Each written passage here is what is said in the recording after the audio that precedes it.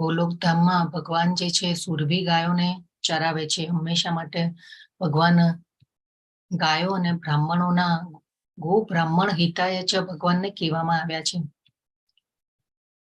તો આજનો અધ્યાય 15મો અધ્યાય તો બધાને ખબર જ હશે. હા, બધા જાણીતો છે અધ્યાય, અને લગભગ બધા એનો પાઠ પણ કરતા હોય છે. 12મો અને 15મો અધ્યાયના તો પાઠ બધા લગભગ ઘણા ખરા કરતા પણ હોય. હા, આપણે જોયું છે કે રોજ 12મો અને 15મો અધ્યાય ઘણા બધા બોલતા પણ હોય છે.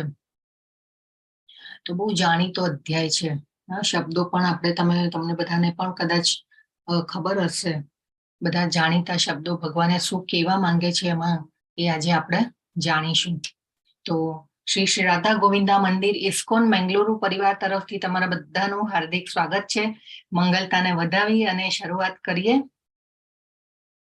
ઓમ અજ્ઞાન તિમિરાંધસ્ય જ્ઞાનાંજન શલાકયા ચક્ષુરુન્મિલિતમ યેન તસ્મૈ શ્રી ગુરવે નમઃ. શ્રી ચૈતન્ય મનોભીષ્ટં સ્થાપિतं યેન ભૂતલે સ્વયં રૂપ કદા મह्यं દદાતિ સ્વપદાન્તિકં. વંદેહં શ્રી ગુરો શ્રી યુતપદકમલಂ શ્રી ગુરુन् વૈષ્ણવાંશ્ચ શ્રી રૂપં સાગ્રજાतं સહગણ રઘુનાથાન્વિतं तं સજીવં સાદ્વૈतं સાવધૂतं પરિજન સહિतं કૃષ્ણ ચૈતન્ય દેવમ શ્રી રાધા કૃષ્ણ પાદાન સહગણ લલિતા શ્રી વિશાખાન્વિતાંશ્ચ. હે કૃષ્ણ કરુણા સિંધો દીનબંધો જગતપતે ગોપેશ ગોપિકા કાંત રાધા કાંત નમોસ્તુતે. તપ્ત કાંચન ગૌરાંગી રાધે વૃંદાવનેશ્વરી વૃષભાનુસુતે દેવી પ્રણમામિ હરિપ્રિયે. વાંછા કલ્પતરુભ્યશ્ચ કૃપા સિંધુભ્ય એવ ચ પતિતાનાં પાવનેભ્યો વૈષ્ણવેભ્યો નમો નમઃ. શ્રી કૃષ્ણ ચૈતન્ય પ્રભુ નિત્યાનંદ શ્રી અદ્વૈત ગદાધર શ્રીવાસાદિ ગૌર ભક્ત વૃંદ. હરે કૃષ્ણ કૃષ્ણ કૃષ્ણ હરે હરે હરે રામ રામ રામ હરે હરે. હરે કૃષ્ણ બધાને. હરે કૃષ્ણ. હરે કૃષ્ણ. હરે કૃષ્ણ. હરે કૃષ્ણ.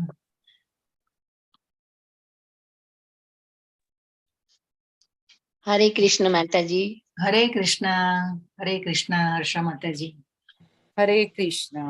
હરે કૃષ્ણ. હરે કૃષ્ણ બધાને. તો આજનો અધ્યાય જે છે પૂર્ણ પુરુષોત્તમ યોગ. યોગ એટલે આપણે જાણી ગયા છે. યોગ એટલે શું? હરે કૃષ્ણ. સાથે જોડાવું. હા, યસ, ખૂબ સરસ શોભના માતાજી. ભગવાન સાથે જોડાવું યોગ એટલે. અને ભગવાનને પૂર્ણ પુરુષોત્તમ, પુરુષોમાં ઉત્તમ. આપણે એક શ્લોકમાં જોઈ ગયા હતા, પુરુષ એટલે કે ભોગતા, ભોગવનાર. પરંતુ પુરુષ ભગવાનને કેવા કયા છે? પરમ પુરુષ. ભગવાન પરમ પુરુષ છે. તો પુરુષોમાં ઉત્તમ એવા ભગવાન, આજે આ અધ્યાયનું નામ જ હોય ભગવાનના નામ ઉપર, તે પુરુષોત્તમ યોગ. તો ખૂબ સરસ અધ્યાય છે. તો આજે આપણે આ અધ્યાયમાં ભગવાન શું કહેવા માંગે છે એ આપણે એ વિશે જાણવાનું છે. તો હવે તો આપણે આ ભગવદ્ ગીતાનું જ્ઞાન લઈ અને આપણે એ પણ જાણી ગયા કે ભગવાન પૂર્ણ પુરુષોત્તમ ભગવાન શ્રી કૃષ્ણ છે. અને બધા જે દેવી દેવતાઓ જે છે બધા સહાયક અંગો છે. અને જે ભગવાન દેવી દેવતાઓ તો ભગવાનના સહાયક અંગો છે, અને ભગવાનની જે છે આ રાજ્ય સરકાર ચાલી રહી છે. અને ભગવાને બધી ખૂબ મેનેજમેન્ટ કરેલું છે, બધી વ્યવસ્થા કરેલી છે. બધા અલગ અલગ દેવતાઓ જે છે એ ખૂબ મોટા ભગવાનના શુદ્ધ ભક્તો છે, એટલે એમને બધાને ભગવાને હાયર રિસ્પોન્સિબિલિટી આપેલી છે. તો આ બધું આપણે જાણી ગયા. આપણે અધ્યાયની શરૂઆત કરીએ. તો પહેલા જ શ્લોકમાં ભગવાન કહી રહ્યા છે, ઉર્ધ્વ મૂલ મધ શાખમ અશ્વત્થમ પ્રાહુરવ્યયમ છંદાંસી યસ્ય પર્ણાની યસ્તમ વેદસ વેદવિત. પૂર્ણ પુરુષોત્તમ પરમેશ્વર બોલ્યા, એમ કહેવાય છે કે એક શાશ્વત અશ્વત્થ વૃક્ષ છે, જેના મૂળ ઉપરની તરફ અને શાખાઓ નીચેની તરફ છે, તથા તેના પાંદડા વેદ મંત્રો છે. જે મનુષ્ય આ વૃક્ષને જાણે છે તે વેદોના જ્ઞાતા છે. જો અહીંયા ભગવાન હરે કૃષ્ણ. જેનો માઇક ઓન હોય એનું જરા પ્લીઝ મ્યુટ કરજો. તો અહીંયા ભગવાન જે છે આ અશ્વસ્થ વૃક્ષનું એક ઉદાહરણ, પાછું એક વધારે ઉદાહરણ આપી અને આપણને સમજાવી રહ્યા છે આજે આ અધ્યાયમાં કે અશ્વસ્થ વૃક્ષ જે છે, તો આ જે ભૌતિક જગતના જે બંધનો જે છે એની સરખામણી ભગવાને અહીં અશ્વસ્થ વૃક્ષની સાથે કરવામાં આવી છે, ભગવાને કરી છે.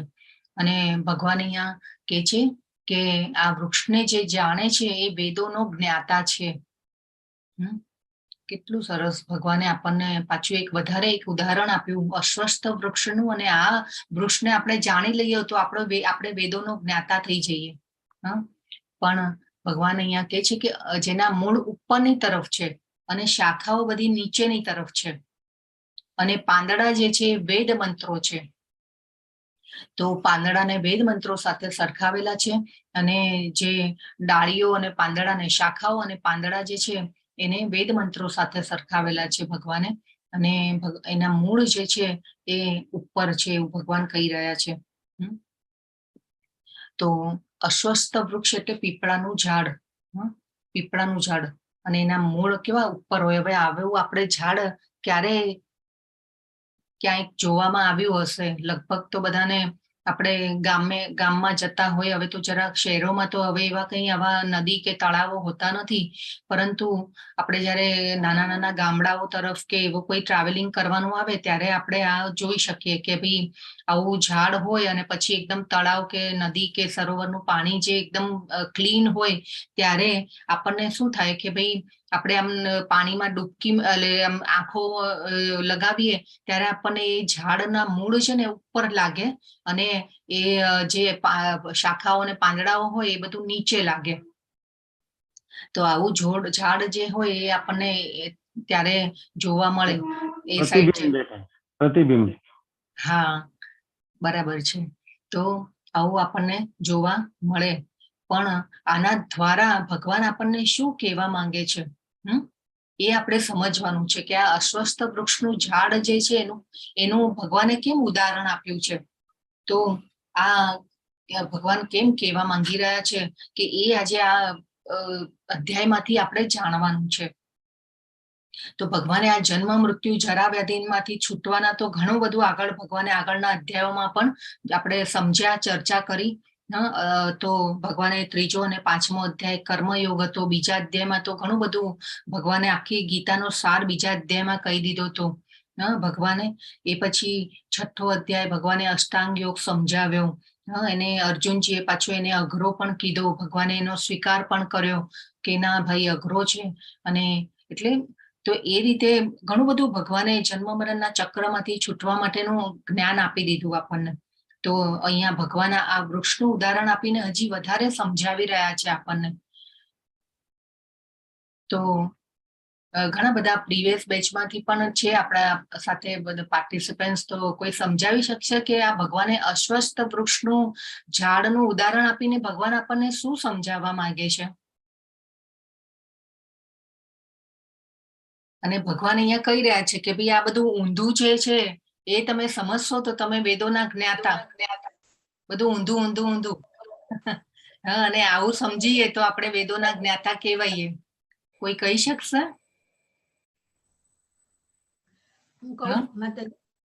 જી માતાજી બોલો. આ જે જગત છે જે ઓરિજિનલ ગોલક ધામ છે એનું રિફ્લેક્શન છે. બરાબર. હા, યસ. તો ભગવાન અહીંયા સમજાવી રહ્યા છે કે જે આ ભૌતિક જગતમાં આપણે જ્યાં રહી રહ્યા છીએ એ જગત આધ્યાત્મિક જગતનો પડછાયો છે એવું ભગવાન અહીંયા કહેવા માંગે છે. અને એ આ કહી અને એમ બતાવવા માંગે છે કે આ જે ભૌતિક જગતમાં જે આપણી પરિસ્થિતિ છે અત્યારે આપણે અહીંયા જે રહી રહ્યા છીએ અને જે પરિસ્થિતિ છે ને એ વાસ્તવિક પરિસ્થિતિ નથી. એ ખાલી આધ્યાત્મિક જગતનું રિફ્લેક્શન છે. અહીંયા કોઈ વસ્તુ જેને કહેવાય ને કે સાચી નથી. તો સાચું ક્યાં છે? ભગવાનના ધામમાં, સાચી પરિસ્થિતિ ભગવાનના ધામમાં છે. અહીંયા કોઈ પરિસ્થિતિ સાચી પરિસ્થિતિ છે નહીં. આપણને ખબર હોય ને આવું ઝાડ જોઈએ, જયારે આવી રીતે તળાવના કિનારે ઝાડ જોઈએ તો આપણે સમજીએ ને કે નહીં આ તો ઝાડનો પડછાયો છે, રિફ્લેક્શન છે. તો એવી રીતે સેમ ભગવાન પણ આપણને આ ઉદાહરણ આપી અને સમજાવવા માંગે છે આ અધ્યાયમાં કે આ જે તમે ભૌતિક બ્રહ્માંડમાં તમે આવી ગયા છો તો એ પરિસ્થિતિ અહીંયા જે પણ છે ને એ છે નહીં, સાચી પરિસ્થિતિ નથી. સાચું સુખ, સાચું આનંદ અને જે પણ છે એ બધું સાચી પરિસ્થિતિ મારા ધામમાં છે.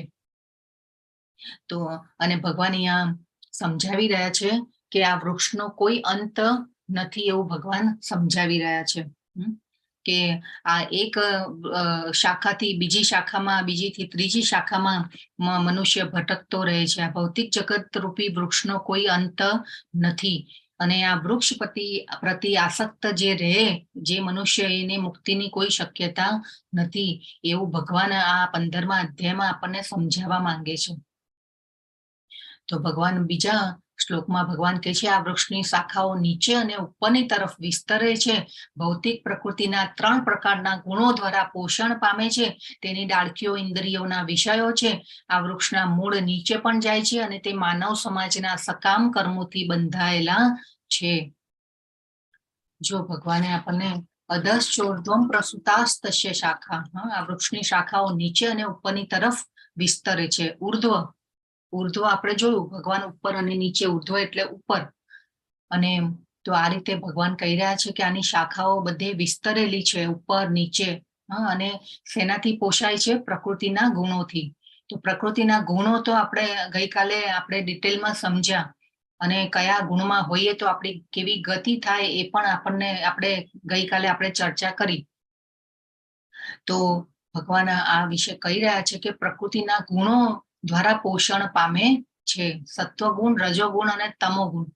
અને આપણે એ પણ ચર્ચા કરી કે ભાઈ આપણે આપણા પ્લેનને ક્યાં ઉપર ઉડાડવું છે કે નીચે લઈ જવું છે.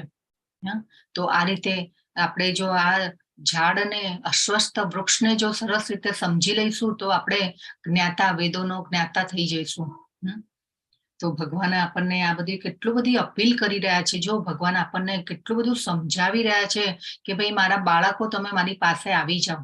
અહીંયા જે પરિસ્થિતિ છે એ સાચી પરિસ્થિતિ નથી. તો આ રીતે પાછી આ અધ્યાયમાં પણ ભગવાને અપીલ કરી. આપણને જે પણ આપણને લાગે કે ભાઈ આ સાચી પરિસ્થિતિ નથી, આપણને વિશ્વાસ હોય ને કે ભાઈ આ ઝાડનો પડછાયો જ છે, એવી રીતે ભગવાન પણ એમ કહી રહ્યા છે કે ભાઈ આ આખું રિફ્લેક્શન છે આધ્યાત્મિક જગતનું. એટલા માટે ભગવાને તો અને આ ભગવાન કહે છે કે આ ડાળખીઓ જે છે ઇન્દ્રિયોના વિષયો છે. એટલે આપણે જોયું કે આપણી 5 કર્મેન્દ્રિયો, 5 જ્ઞાનેન્દ્રિયો, મન, બુદ્ધિ અને અહંકાર, 5 મહાભૂતો અને બીજા છે 6 ઇન્દ્રિયોના વિષયો જે છે, શબ્દ, રૂપ, રસ, ગંધ અને સ્પર્શ, એ ઇન્દ્રિય વિષયો કહેવાય. તો આ રીતે થઈ અને 24 તત્વોમાં વિભાજિત થયેલું છે ભૌતિક જગત. તો આ રીતે આપણે સમજવાનું છે ને સત્વગુણ, રજોગુણ અને તમોગુણ. હંમેશા આપણે ચર્ચા ગઈકાલે કરી કે સત્વગુણમાં રહેવાની જરૂર આપણે કોશિશ કરવી જોઈએ. તો અને રજોગુણ હાયર હોય તો સકામ કર્મોમાં આપણે બંધાઈએ છીએ. આપણે ગઈકાલે એ બહુ સારી રીતે જાણ્યું કે સકામ કર્મ એટલે શું, હવે તો આપણે સમજી ગયા છીએ. તો સકામ કર્મમાં આપણે બંધાઈ જઈએ છીએ. સત્વગુણમાં આપણે સુખ અને જ્ઞાનથી બંધાઈએ છીએ. ભગવાને આપણે ગઈકાલે ચર્ચા કરી, સત્વગુણમાં સુખ અને જ્ઞાનથી બંધાઈએ છીએ. રજોગુણમાં જેને કહેવાય ને કે આ સકામ કર્મોથી બંધાઈ જઈએ છીએ. અને તમોગુણ તો ટોટલી ખરાબ છે. આપણે પ્રમાદ, નિદ્રા, આળસ એમાં, એટલે ટોટલી અજ્ઞાનમાં જ રહીએ છીએ. એનાથી ઉપર આપણે આવી શકતા નથી. તો આ રીતે આ બધું આપણે જાણીએ તો ભગવાન આપણે આ બધું જણાવી અને ભગવાન આપણને કહી રહ્યા છે કે ભાઈ આવી જાઓ મારી પાસે. તો ખૂબ સરસ ભગવાને હરે કૃષ્ણ. આ વૃક્ષના વાસ્તવિક સ્વરૂપની અનુભૂતિ આ જગતમાં કરી શકાતી નથી. કોઈ પણ એ સમજી શકતું નથી કે આનો આદિ ક્યાં છે, અંત ક્યાં છે અને આધાર ક્યાં છે. પરંતુ હરે કૃષ્ણ. હિમાંશુ.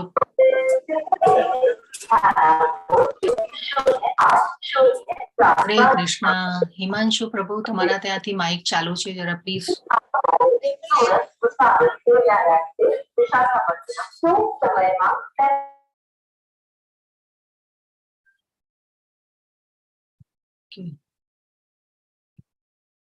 તો ભગવાન કે છે આ વૃક્ષના વાસ્તવિક સ્વરૂપની અનુભૂતિ આ જગતમાં કરી શકાતી નથી.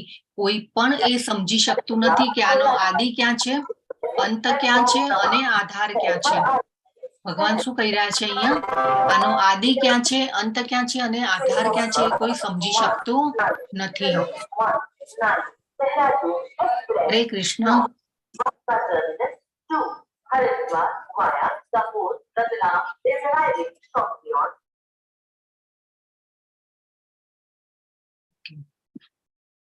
તો અંત ક્યાં છે અને આધાર ક્યાં છે? તો આ વૃક્ષના મૂળિયા એટલા બધા ફેલાયેલા છે. ભગવાન કે છે કે અને ભગવાન આ દ્વારા શું કહી રહ્યા છે કે અનેક જન્મો આપણા થઈ જ રાખે છે, થઈ જ રાખે છે, થઈ જ રાખે છે. અને આનો કોઈ અંત જ નથી. જો આપણે આ ભગવદ્ ગીતાના જ્ઞાનને નહીં સમજીએ તો આપણે આમાં ફર્યા જ કરશું. તો આ રીતે ભગવાન આ સમજાવી રહ્યા છે આપણને. પરંતુ મનુષ્ય આ સુદર્શન મૂળવાળા વૃક્ષને વિરક્તિના શસ્ત્રો વડે નિશ્ચયપૂર્વક કાપી નાખવું જોઈએ. ત્યાર પછી તેણે એવા સ્થાનની શોધ કરવી જોઈએ કે જ્યાં ગયા પછી પાછા આવવાનું રહેશે નહીં. તો આ અગાઉ પણ ભગવાને, આપણે આગળના અધ્યાયોમાં ભગવાને એમના સનાતન ધામ વિશે ઘણો ઉલ્લેખ કર્યો છે. આજે પણ કરશે. એમના ધામ વિશે પાછું કહેવાના છે આજના અધ્યાયમાં પણ ભગવાન. તો એ સનાતન ધામમાં આપણે ત્યાં જઈએ છીએ તો ત્યાંથી આપણો પુનર્જન્મ થતો નથી. વૈકુંઠ લોકમાં કે આપણે ત્યાં ઉપર જતા રહીએ તો આપણને ત્યાં આધ્યાત્મિક શરીર પ્રાપ્ત થાય છે અને આપણે ત્યાંથી પાછા આવવાનું રહેતું નથી. તો જ્યાં ગયા પછી પાછા આવવાનું રહેશે નહીં. અને ત્યાં તેને પૂર્ણ પુરુષોત્તમ પરમેશ્વરનું શરણ લેવું જોઈએ કે જેમનાથી અનાદિકાળથી દરેક વસ્તુનો આરંભ થાય છે અને તે જ વિસ્તાર પણ થાય છે. તો આપણે જ્યાં સુધી જો પરમેશ્વરની શરણાગતિ ભલે આ ભૌતિક જગતમાં હોઈએ ને નહીં લઈએ ને ત્યાં સુધી આપણે પહોંચી શકીશું નહીં. એવું ભગવાન આ શ્લોક દ્વારા કહી રહ્યા છે. અને આ વૃક્ષને કાપવા માટેની અપીલ કરી રહ્યા છે ભગવાન. કે આપણે અપીલને સ્વીકારી લેવી જોઈએ. જલ્દીમાં જલ્દી સ્વીકારી લેવી જોઈએ. અને ભગવાન કે છે આપણે જો 84 લાખ યોની બનાવી છે, આપણને ખબર નથી કે આપણું આ મૃત્યુ થશે પછી આપણને કઈ યોની મળશે, શું થશે, એ બધું ભગવાનના હાથમાં છે. આપણા કર્મ અનુસાર આપણને જીવન મળતું હોય છે, નવું જીવન મળતું હોય છે. તો આ રીતે આ જીવનમાં જ આપણને ભગવદ્ ગીતાનું જ્ઞાન મળ્યું છે. તો આપણે જરૂરથી જાગ્યા ત્યારથી સવાર કરવું જોઈએ. અને અહીંયા ભગવાન બધું એ પણ કહી રહ્યા છે કે આપણે પરમેશ્વરની શરણાગતિ તો લેવાની જ છે. જો એ નહીં લઈએ ને તો પહોંચી જ નહીં શકીએ. એટલા માટે આપણે ભગવાને જે આ રસ્તા બતાવ્યા છે એ પાથ ઉપર આપણે ચાલવું જોઈએ હંમેશા. તો આ રીતે ભગવાન ખૂબ બધી અપીલ કરી રહ્યા છે. આપણને આ સૌભાગ્ય મળ્યું છે કે આ કૃપા છે આપણી ભગવાનની આપણા ઉપર કૃપા છે કે આપણને ભગવદ્ ગીતા જાણવાની ઈચ્છા થઈ છે અને આ કરવાની ઈચ્છા થઈ છે. કેટલું 15મા અધ્યાય સુધી તમે બધા એકદમ જેને કહેવાય ને કે દ્રઢ નિશ્ચયથી બધા સાથે જોડાયેલા છો. તો આ બધું ભગવાનની ઈચ્છા અને ભગવાનની કૃપા વગર ન થઈ શકે. તો આ વૃક્ષની ડાળીઓને આપણે કાપી નાખવી જોઈએ. અને આપણું સાચું સરનામું કયું છે? આપણું સાચું સરનામું કયું છે? હરે કૃષ્ણ. ગોલોકધામ. ગોલોકધામમાં આપણે પહોંચવાની તૈયારી કરવી જોઈએ. કાલે સન્ડે હતો, રવિવાર હતો. કોણે માળા વધારે કરવાની કોશિશ કરી હતી? કોઈ ચેટમાં લખજો ભાઈ બધા. કોણે કેટલી માળા કરી લખજો. તો આપણને તો ભાઈ અહીંયા એમ થાય કે ભાઈ આપણે તો સારું ખાઈએ પીએ છીએ ને મજા કરીએ છીએ અને આપણે જેને કહેવાય ને કે મસ્ત મજાનું સૂઈ જઈએ છીએ, તકલીફ શું છે ભાઈ અહીંયા તો. હા, અને પણ બધાને અહીંયા સેટ થઈ જવું હોય છે. અને આપણે તો નાનપણથી એવું સાંભળ્યું હોય કે તું ભણ, ખૂબ બધું ભણ, તારે સેટ નથી થવાનું, તારે સેટ નથી થવાનું, હે ને. આપણે એવું નથી બાળકોને પણ કહેતા હોય કે ભાઈ તારે તું ક્યારે સેટ થઈશ. હા, તો આપણે પણ બધા છે ને અહીંયા સેટ થઈ જવા માંગીએ છીએ આ ભૌતિક જગતમાં, પણ અહીંયા સેટ નથી થવાનું. હા, ભગવાન કહે છે કે ભાઈ આ જે પરિસ્થિતિ છે ને અહીંયા સાચી પરિસ્થિતિ નથી, એવું આપણને ભગવાન કહી રહી છે. તો અને અહીંયા તો કેવું, અત્યારે તો મજા કરવી હોય તો જાત જાતના સાધનો ને જાત જાતના એવા ન્યૂઝ આવી ગયા છે કે એમાંથી જો બહાર નહીં નીકળીએ ને તો ભગવાનને પામી જ નહીં શકીએ. તો આ રીતે ભગવાન આપણને બહુ અપીલ કરી રહ્યા છે કે આવી જાઓ મારી પાસે. તો આધ્યાત્મિક જગત અને ભૌતિક જગતમાં શું ફરક છે? તો અહીંયા આપણે એ ફરકને જોવાનો છે. તો આધ્યાત્મિક જગત જે છે એ કાયમી છે અને આ ભૌતિક જગત જે છે એ સર્જન અને વિસર્જન થતું રહે છે. આપણે ગઈકાલના શ્લોકમાં પણ એક જોયું હતું, ગઈકાલના અધ્યાયના, કે જે મનુષ્ય પ્રલય સમયે પણ વિચલિત થતો નથી, સર્જન અને વિસર્જન સમયે પણ વિચલિત થતો નથી. એટલે પ્રલયના તો આપણે ભગવાનની શરણાગતિ લઈશું તો એવી ભયંકર પરિસ્થિતિમાં પણ આપણે વિચલિત નહીં થઈએ. તો આ ભૌતિક જગતમાં હંમેશા ભૌતિક જગતનું સર્જન વિસર્જન બધું ચાલતું જ રહેતું હોય છે, પરંતુ આધ્યાત્મિક વિશ્વ જે છે એનું ક્યારે પણ વિનાશ થતો નથી. ભગવાનના ધામનો ક્યારે પણ વિનાશ થતો નથી. આધ્યાત્મિક જગત જે છે એ કાયમી છે, શાશ્વત છે. અને આપણે અહીંયા જોઈએ કે આ ભૌતિક જગતમાં તો કેટલું બધું જેને કહેવાય ને કે સર્જન વિસર્જન થતું જ રહે છે. આપણું શરીર પણ જન્મ મૃત્યુ સર્જન વિસર્જન થતું રહે છે. પછી ઘણી જગ્યાએ પૂર આવી જાય ને વાવાઝોડા ને પવન ફૂંકાય ને કેટલી બધી પરિસ્થિતિ દ્વારા બધું સર્જન વિસર્જન થતું રહેતું હોય છે. નદીઓ પણ 100 વર્ષે એમના પ્રવાહ જે છે એ બદલતી હોય. તો આ રીતે સર્જન વિસર્જન બધું થતું હોય છે. અને ઇવન સાચો પ્રેમ જે છે એ ભગવાનના ધામમાં છે. અને ભગવાનને જે પ્રેમ કરીએ ને આપણે, એ સાચો પ્રેમ કહેવાય. બાકી અહીંયા જે આપણે જે છીએ ને એ totally back of the mind, આપણો ઈરાદો બે વ્યક્તિઓ વચ્ચે પ્રેમ હોય, આપણે કહીએ કે ભાઈ પ્રેમ છે, પરંતુ એ પ્રેમ હોતો નથી. એક જેને કહે ને બેક ઓફ ધ માઇન્ડ, શોષણ કરવાની પણ વૃત્તિ ઘણીવાર આપણે જોતા હોઈએ છીએ. રાગ. હા, યસ. તો રાગ દ્વેષ આપણે બધું કેટલું આ ભૌતિક જગતમાં, તો આ કળિયુગની અસરો છે બધી. પણ આપણે જોઈએ કે ભાઈ મારો શું ફાયદો ને મને આમાંથી શું મળશે, પહેલું વિચાર એ જ. તો આ રીતે સાચો પ્રેમ, જે ભગવાનને જે પ્રેમ કરીએ ને એ સાચો પ્રેમ કહેવાય. એ પછી સાચું સુખ, તો સાચું સુખ શું છે? Real happiness. તમે જોજો કે તમે જ્યારે પણ આધ્યાત્મિક કંઈ પણ ભગવાનનું કામ કરતા હશો ને તો તમને એટલો બધો આનંદ આવશે. પરંતુ આપણે જેને કહેવાય કે બીજા કોઈ કામમાં કદાચ આપણને આમ ઘણીવાર ફેડઅપ થઈ જાય કે નહીં, બસ હવે આ નથી કામ કરવું. પરંતુ ભગવાનનું જ્યારે પણ તમે કંઈ પણ કામ કરતા હશો ને તમને ઓલવેઝ આનંદ આવશે. હંમેશા તમને આમ આનંદની અનુભૂતિ થશે કે નહીં, આ મારે હજી વધારે ને વધારે કરવું છે.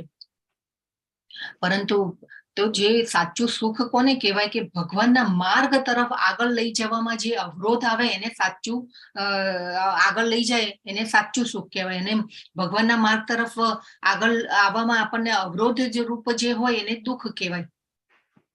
તો સાચું સુખ અને દુઃખની વ્યાખ્યા આપણને ખબર જ નથી. સાચું સુખ એટલે કે જે ભગવાનના માર્ગ તરફ આગળ લઈ જાય એને સાચું સુખ કહેવાય, અને જે અવરોધ રૂપ હોય એને દુઃખ કહેવાય. તો અહીંયા જે બધા સુખ છે ને એ ટેમ્પરરી સુખ છે, કામ ચલાવું છે. આપણો આનંદ પણ અહીં એક ક્ષણિક છે. ઘણીવાર આપણે જેને કહેવાય ને કે આ સાચો આનંદ, ઘણીવાર આપણે એમ થઈ કે ભાઈ થાકી ગયા, ચલો વેકેશન ઉપર જઈએ. 2-3 દિવસ ઉપર વેકેશન ઉપર જઈ આવીએ અને પછી વેકેશન ઉપરથી પાછા આવી અને આપણે પાછા થાકેલા જોઈએ. એટલે આપણે ગુજરાતીઓ તો પાછા વેકેશન ઉપર આવીને પાછા ઘરે તો થાક ઉતારતા હોય. તો આ રીતે આપણું બધું જે જેને કહેવાય ને કે સુખની જે આખી વ્યાખ્યા છે ને અને આનંદની ડેફિનેશન અત્યારે તો ટોટલી ચેન્જ થઈ ગઈ છે. હા, અત્યારે તો સાચું સુખ અને સાચું સુખ તો બસ આપણે અત્યારે તો સાચા સુખની જે ડેફિનેશન છે ટોટલી ચેન્જ થઈ ગઈ છે કે ભાઈ નશો કરવો, દારૂ પીવું, હા, પાર્ટીઓ કરવી, એને બધા સાચું સુખ માને છે. કીટી પાર્ટી, તો આ બધું સાચું સુખ ના, આ બધું સાચું સુખ નથી. પણ તો આ રીતે હંમેશા ભગવાનના કાર્યમાં રત રહીએ એને સાચું સુખ કહેવાય, ને જે આનંદ મળે એને સુખ કહેવાય. સાચા સંબંધો ભગવાનના ધામમાં છે. અહીંયા તો આપણે કામ ચલાવ સંબંધો, આપણે જોયું છે સ્વાર્થ, સેલ્ફિશ વૃત્તિ. ક્યારેક આપણે જોયું કે ભાઈ બે લંગોટિયા મિત્રો હોય અને એટલી બધી દોસ્તી હોય મિત્રોમાં કે આપણને એમ થાય કે અને પછી ક્યાંક એવી વાતમાં કંઈક જો પ્રોબ્લેમ આવી ગયો તો જેને કહેવાય ને કે બોલવા ચાલવાનો પણ વ્યવહાર ન રહે. હા, અને ઘણીવાર તો ભાઈઓ ભાઈઓમાં પણ આપણે જોતા હોઈએ છીએ સંબંધો કે ઘણીવાર બોલવા ચાલવાના પણ વ્યવહાર રહેતા નથી. હા, તો આપણા સંબંધો કેવા છે? આવા છે. આપણે જોયું હતું ને કાલે વસુધૈવ કુટુંબકમ, આખું વિશ્વ કુટુંબ, વસુધૈવ કુટુંબકમની ભાવના કેવી રીતે આવી? કેમ કે આપણે એક જ પિતાના સંતાનો છીએ. અહમ બીજ પ્રદહ પિતા, ભગવાને કહ્યું કે બીજ આપનારો પિતા હું છું. સર્વ યોનિષુ કૌંતેય અહમ બીજ પ્રદ પિતા, સર્વ યોનિઓ પાછું. તો આ રીતે તો આપણા સંબંધો કેવા હોય છે? આવા હોય છે. મને શું મળશે, મારો શું ફાયદો આમાંથી? અને એના માટે જેને કહેવાય ને કે આપણે ઘણીવાર એવા કોટ કબાડા અને ઘણીવાર એટલે કે સ્વાભાવિક રીતે ખોટું બોલવું, ખરા ખોટા કામો કરવા અને આમાં જ આપણે જેને કહેવાય ને કે જન્મ મરણના બંધનોમાં આપણે ફસાઈ જતા હોઈએ છીએ. કાવા દાવા, કેટલી જગ્યાએ કાવા દાવાઓ ચાલતા હોય અને પછી એમાં આપણે બંધન લાગે અને પછી પાછું નવું શરીર મળે એટલે પાછા એ બંધનો પૂરા કરવા માટે પછી શરીરો મળતા જ જાય. એટલા માટે ભગવાન કહે છે ને કે આધ્યાત્મિક કર્મ સિવાય આ ભૌતિક જગતમાં જે પણ આપણે કર્મ કરીએ છીએ ને એમાં બંધન તો હોય જ છે. એટલા માટે હંમેશા ભગવાનને સેન્ટરમાં રાખીને આપણે કર્મ કરવાના છે. કોઈ ઉદાસી નથી આધ્યાત્મિક વિશ્વમાં, કોઈ ઉદાસી નથી. કેટલું સરસ! આ જે સુરભી ગાયોની જે આપણે ચર્ચા કરી, કેટલી ભગવાનનો કેટલો પ્રેમ મળી રહ્યો છે. કૃષ્ણના ગોઠિયા બન્યા હોય ગોપ બાળકો કેટલો આનંદ કરે ભગવાનની સાથે. એવી કેવી અનન્ય ભક્તિ કરી હશે.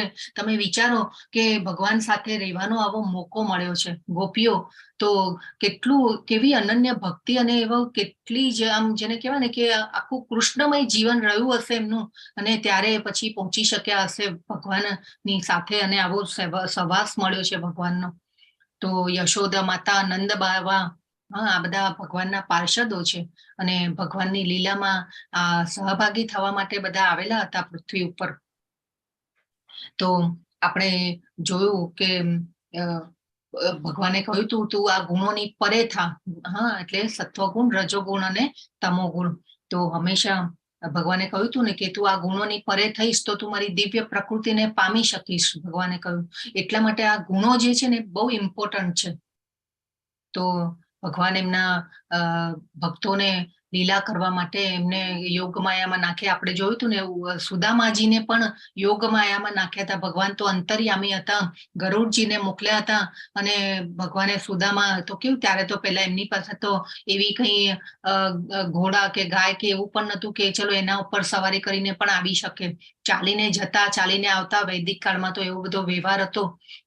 તો ભગવાનને ખબર હતી કે ભાઈ મારો ભક્ત આવી રહ્યો છે મારી પાસે અને થાકી જશે. એની એવી પરિસ્થિતિ નથી કે એ જેને કહેવાય ને કે શરીરથી પણ એટલો દુર્બળ છે કે નહીં આવી શકે મારી પાસે આટલું ચાલીને.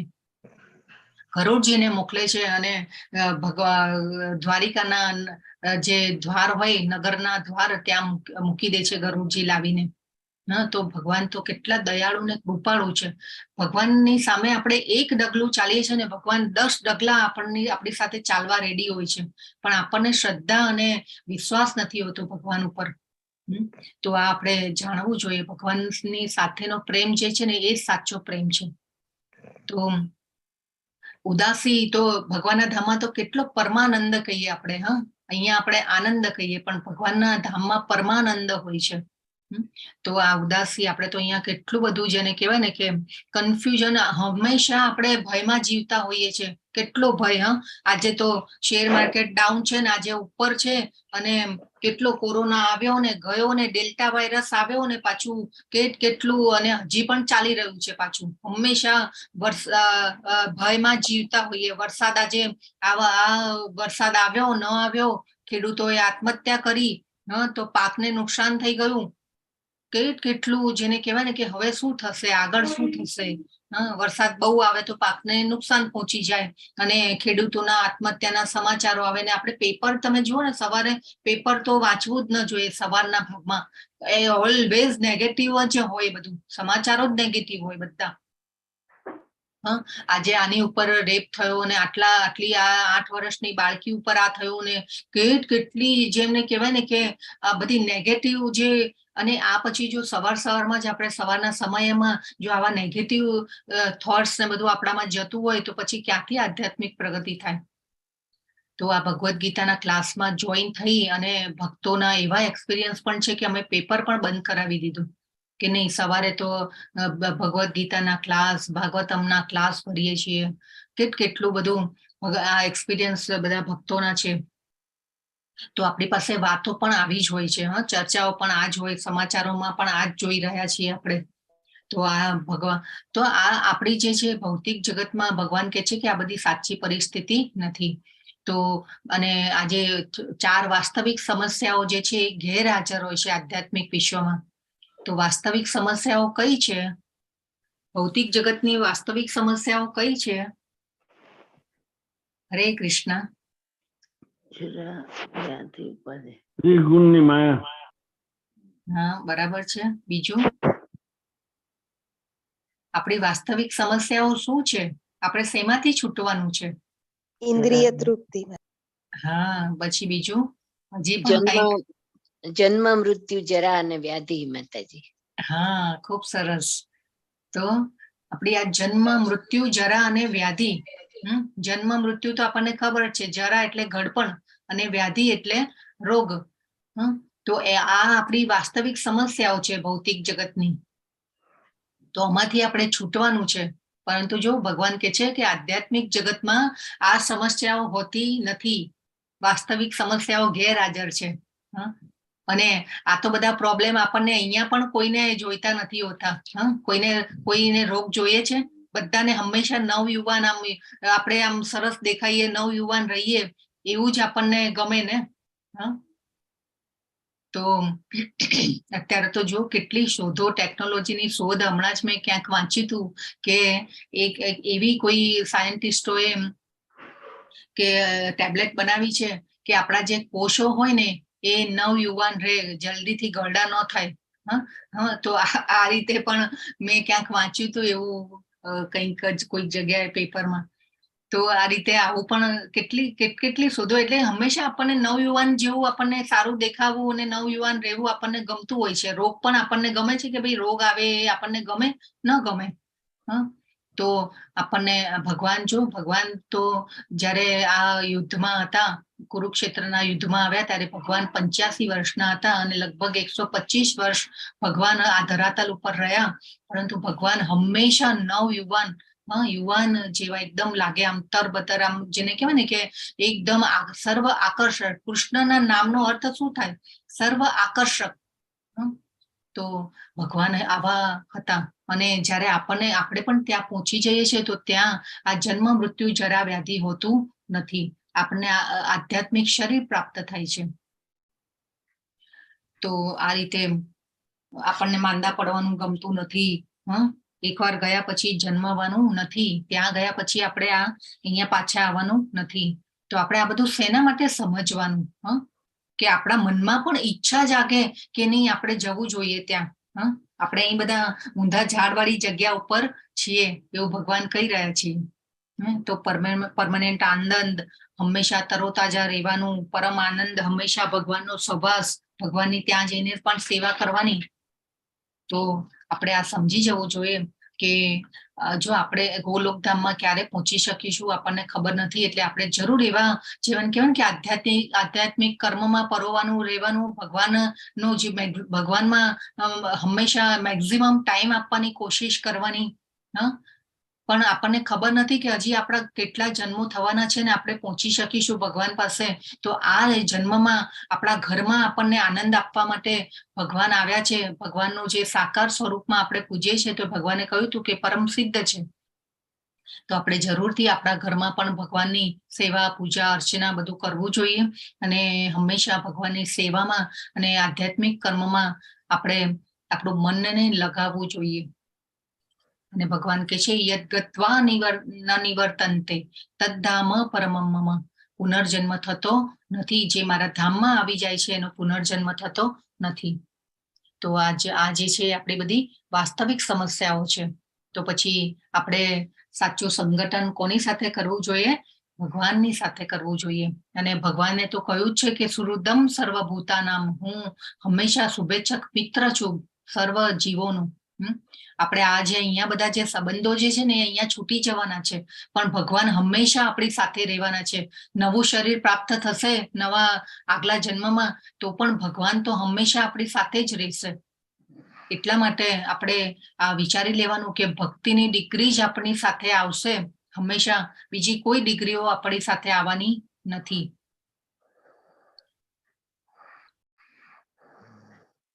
સર્વસ્ય ચાર. ઓકે, આ તો 15મો શ્લોક છે. આપણે પેલા આગળ જઈએ. તો આ જે છે ગોલોકધામનું દ્રશ્ય છે, કેટલું સુંદર દ્રશ્ય છે. જો ગોપ બાળકો ભગવાનને આપી રહ્યા છે, ભગવાન એમને ખવડાવી રહ્યા છે, કેટલો આનંદ કરી રહ્યા છે. હા, ભગવાન ગાય સાથે, પશુ પક્ષીઓ સાથે પણ આનંદ કરી રહ્યા છે. જો અહીંયા મોર, બધા હરણ દેખાઈ રહ્યું છે. કેટલું બધું ભગવાન આનંદ કરી રહ્યા છે. હા, તો ભગવાનની સાથે આવો આનંદ માણવાની આપણને ઈચ્છા થવી જોઈએ કે નહીં, આપણે પણ પહોંચી જવું છે. હા, તો જો આ બધા દ્રશ્યો છે, કેટલા ભાવવાહી દ્રશ્યો છે. હા, તો ભગવાન હવે 6થા શ્લોકમાં કહે છે મારું તે પરમધામ ન તો સૂર્ય કે ચંદ્ર દ્વારા પ્રકાશિત થાય છે, ન તદ ભાસય તે સૂર્યો ન શશાંકો ન પાવક, અને ન તો અગ્નિ કે વીજળી દ્વારા. હવે ભગવાન એમના ધામનું વર્ણન કરી રહ્યા છે કે આપણને ત્યાં જવાની ઈચ્છા થાય પાછી. ભગવાન આ વૃક્ષનું, ઊંધા વૃક્ષનું આપણને કહી રહ્યા છે કે ભાઈ તમે આવી જાઓ, અને પાછું હજી એમના ધામનું પણ વર્ણન કરે છે કે આપણને જવાની ઈચ્છા થાય એમની પાસે. મારું તે પરમધામ એટલે ભગવાનના ધામમાં જો સૂર્ય કે ચંદ્રના પ્રકાશની જરૂર જ નથી. ભગવાન કહી રહ્યા છે કે ન અગ્નિ કે વીજળીની પણ જરૂર હોતી નથી. અને જે મનુષ્યો ત્યાં પહોંચી જાય છે તેઓ આ ભૌતિક જગતમાં ફરી કદી પાછા આવતા નથી, એવું ભગવાન કહી રહ્યા છે. ફરી કદી પાછા આવતા નથી. ભગવાન એમના ધામનું વર્ણન કરે છે. ભગવાનને કોઈ માર્કેટિંગ કરવાની જરૂર છે ભાઈ? નથી ને. તે છતાં પણ આ બધું ભગવાન આપણને જણાવી રહ્યા છે. તો કેમ જણાવી રહ્યા છે? બધું આપણા માટે છે. ભગવાન કે છે આવી જાઓ ભાઈ મારી પાસે. તો આ ભગવાનના દેદીપ્યમાન તેજ એના પ્રકાશથી જ આ બધું પ્રકાશી રહ્યું છે એમનું ધામ તો. અને આપણે જોયું ને ગોલોકધામમાં કે આપણે જે અહીંયા સૂર્ય અને ચંદ્રનો જે પ્રકાશ છે ને એ બ્રહ્મજ્યોતિના પ્રકાશનું પરાવર્તન છે. આપણે જે અહીંયા સૂર્ય અને ચંદ્ર, સૂર્યદેવ જે છે એ પણ ભગવાન પાસેથી પ્રકાશ લઈને આપણને આપી રહ્યા છે.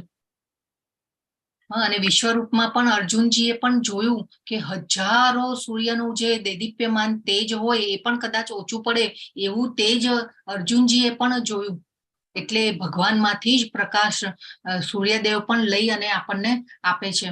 તો જ્યારે પણ આપણે સૂર્યદેવ, ચંદ્રદેવને આપણે જ્યારે નિહાળતા હોઈએ કે આપણે ઘણીવાર આપણને સૂર્યોદય કેટલું આપણે આમ સરસ દ્રશ્ય હોય છે. સૂર્યોદય જોઈએ ત્યારે આપણને આમ મનમાં એમ થાય ત્યારે આપણે આ કૃષ્ણની શક્તિને યાદ કરવાની. કે સૂર્યદેવને કહેવાનું કે તમે પ્રકાશ આપો છો તો અમે જીવી શકીએ છીએ. સૂર્યપ્રકાશ વગર આંખોનું પણ મહત્વ નથી. તો આ રીતે આપણે ભગવાન અહીંયા આપણને કેટલી બધી અપીલ કરી રહ્યા છે. આ બધું આપણને હું અત્યારે સમજાવી રહ્યું છું ને તોય મારા આમ રૂવાંટા ઉભા થઈ જાય કે નહીં, ખરેખર આપણે ભગવાનને આપણે અહોભાવ આ બધું જાણી અને ભગવાન પ્રત્યે આપણો શ્રદ્ધા અને વિશ્વાસ જે છે ને એ દ્રઢ થવી જોઈએ. આ બદ્ધ જગતમાં બધા જીવો મારા સનાતન અંશો છે. બદ્ધ જીવનના કારણે તેઓ બધી 6 ઇન્દ્રિયોથી કઠોર સંઘર્ષ કરી રહ્યા છે, જેમાં મનનો પણ સમાવેશ થાય છે. ભગવાન એવું કહી રહ્યા છે, જો શું કહી રહ્યા છે કે ભાઈ મારા બાળકો, તમે આ જે ભૌતિક જગતમાં સંઘર્ષ કરી રહ્યા છો અને તમે તો મારા સનાતન અંશો છો અને તમે આ બધો સંઘર્ષ કરી રહ્યા છો અને તકલીફો વેઠી રહ્યા છો, એવું આપણને ભગવાન અહીંયા કહી રહ્યા છે. મમૈ અંશો જીવ લોકે, તમે મારા અંશ છો અને કેવા છો? સનાતન છો. બીજા અધ્યાયમાં જ ભગવાને કહી દીધું હતું ને કે આત્મા કેવો છે? આત્મા સનાતન છે, અવિનાશી છે, ચિરસ્થાયી છે. તો ભગવાન અહીંયા પાછી અપીલ કરે છે કે ભાઈ બધા જીવો, એટલે કે જે પણ જીવો જે છે, પશુ, પ્રાણી, પક્ષીઓ, મનુષ્યો, જળચર, સ્થળચર, બધા જ જીવો જે છે, એમાં વૃક્ષો, વનસ્પતિઓ પણ આવી ગયા, બધા મારા સનાતન અંશો છે. અને બદ્ધ જીવનના કારણે આપણે 6 ઇન્દ્રિયોથી સંઘર્ષ કરી રહ્યા છે. તો કેવું? 5 ઇન્દ્રિયો અને 6ઠું મન. ઘણીવાર આપણે જોયું છે કે જન્મતા વેંત જ એટલો સંઘર્ષ ચાલુ થઈ જતો હોય છે. કેટલું ઘણીવાર તો ઘણા બાળકોને જન્મતા વેંત જ, જેને કહેવાય ને કે કાચની પેટીમાં રાખવામાં આવે છે, તો એ પણ એક સંઘર્ષ જ છે. જન્મતાની સાથે જ સંઘર્ષ ચાલુ થઈ જાય. એ પછી મોટા થાય એટલે ભણવાનો સંઘર્ષ, પછી પાછું યુવાનીમાં ફેમિલીને સાચવવાનો, કમાવાનો સંઘર્ષ, પછી વૃદ્ધાવસ્થામાં પાછો સંઘર્ષ, તબિયતની, શરીરની અનુકૂળતા ન થાય તો આ બધો સંઘર્ષ જ આપણે કરી રહ્યા છીએ ને. અને છેલ્લે પાછો મૃત્યુ માટેનો સંઘર્ષ. એવી પરિસ્થિતિ આવી જાય ઘણીવાર કે આપણે આપણું કામ પણ જાતે ન કરી શકીએ, બીજાની, જેને કહેવાય ને કે આપણે ડિપેન્ડન્ટ થઈ જતા હોઈએ, તો એવી પરિસ્થિતિ આવી જાય છે. એટલે ભગવાન આ બધું આપણને સમજાવી રહ્યા છે કે ભાઈ તમે તો મારા સનાતન અંશો છો, અને તમે કઠોર સંઘર્ષ કરી રહ્યા છો, તકલીફો વેઠી રહ્યા છો, તો તમે મારી પાસે આવી જાઓ. કેટલું બધું ભગવાન આપણને સમજાવી રહ્યા છે. અને આપણે તો છે ને પ્રાઉડ લેવું જોઈએ આના માટે કે આપણે આવા, જેને કહેવાય ને કે આવા 6 ઐશ્વર્યોના માલિક એવા પિતાના સંતાનો છીએ. આપણે તો પ્રાઉડ લેવું જોઈએ. તો આ રીતે જો ભગવાનના આપણે અંશો છીએ અને ભગવાન તો સતચિત આનંદ છે. એવી રીતે આપણે આત્માને પણ બ્રહ્મ કહ્યો તો ભગવાને, અને આપણે જાણી ગયા કે આત્માનો સ્વભાવ પણ આધ્યાત્મિક છે, સતચિત અને આનંદ રૂપ છે. તો અગ્નિમાંથી જેવી રીતે આ તણખલાઓ જેમ નીકળે છે, એવી રીતે તણખલાઓ પણ એક અગ્નિનો એક ભાગ જ હોય છે ને. એવી રીતે પણ તણખલામાં અગ્નિ જેવી ઉષ્ણતા અને ગરમી આપવાની નો ગુણધર્મ ન હોય, એટલી ગરમી અને ઉષ્ણતા તણખલાઓમાં ન હોય, તો જેવી આગમાં હોય. તો આપણે આવા તણખલાઓ છીએ. ભગવાનના આપણે વિભિન્ન અંશો કહેવાઈએ. તો આપણે અને ભગવાનના જેવા અલ્પ પ્રમાણમાં આપણને ગુણો પણ મળેલા છે, પરંતુ એને કૃષ્ણ પ્રેમ પણ ધરબાયેલો પડ્યો હોય આપણી અંદર, પરંતુ જેને કહેવાય ને કે આત્માની ઉપર આપણે મોહમાયાનું અને આ બધું લેયર ચડી જાય એટલે પછી આપણે આપણી સાચી સ્વરૂપ અવસ્થા જે છે એને આપણે ઓળખી શકતા નથી. તો એટલા માટે હંમેશા આપણે ભગવાનના કામમાં વ્યસ્ત રહેવાનું, ભગવાનના આધ્યાત્મિક કર્મમાં વ્યસ્ત રહીએ તો આજે આત્માને પોષણ મળતું જાય. જેમ એમ આપણું શુદ્ધિકરણ થતું જાય, આપણા કલ્મશ દૂર થતા જાય, આપણી શરીરની શુદ્ધિઓ દૂર થતી જાય અને ધીરે ધીરે આપણે આધ્યાત્મિક પ્રગતિ કરતા જઈએ. હવે ભગવાન કહે છે જેવી રીતે પવન સુગંધની એક સ્થળેથી બીજે સ્થળે લઈ જાય છે, તેમ જીવ આ જગતમાં પોતાના જીવનના જુદા જુદા ખ્યાલોને એક શરીરમાંથી બીજા શરીરમાં લઈ જાય છે. આ પ્રમાણે તે એક શરીરને ધારણ કરે છે અને પછી તેને ત્યાગીને બીજું શરીર ગ્રહણ કરે છે. જો ફરીથી ભગવાને અહીંયા આપણને કહી દીધું કે આપણી જે આ બધી ઈચ્છાઓ જે હોય છે ને, અમર્યાદિત ઈચ્છાઓ, અનલિમિટેડ ડિઝાયર, સકામ કર્મો, તો આ બધા એક શરીરમાંથી જેવી રીતે પવન સુગંધને એક સ્થળેથી બીજે સ્થળે લઈ જાય છે. અહીંયા પાછું ઉદાહરણ આપ્યું ભગવાને પવનનું. આપણે જેમ ગુલાબનું ફૂલ હોય કે મોગરાનું ફૂલ હોય, તો આપણે ઘણીવાર એના ઝાડ પાસેથી પસાર થતા હોઈએ તો આપણે થોડેક દૂર જઈએ તે છતાં પણ એની સુગંધ આપણને પાછળ આવતી રહેતી હોય.